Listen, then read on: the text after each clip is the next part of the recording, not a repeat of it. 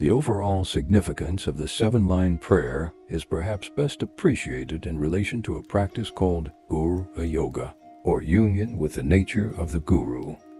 Although the importance of a spiritual teacher is spoken of at all levels of Buddhist teaching, it is in the Vajrayana especially that the finding and attendance upon a qualified master or guru is emphasized as the indispensable prerequisite for the successful implementation of the practice.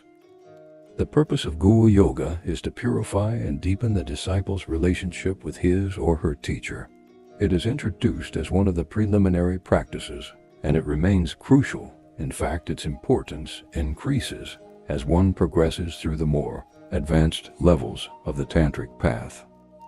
The cultivation of devotion to the Guru and the blending of one's mind with his or her enlightened mind is, in the words of Dilgo Khyentse Rinpoche, the most vital and necessary of all practices, and is in itself the surest and fastest way to reach the goal of enlightenment.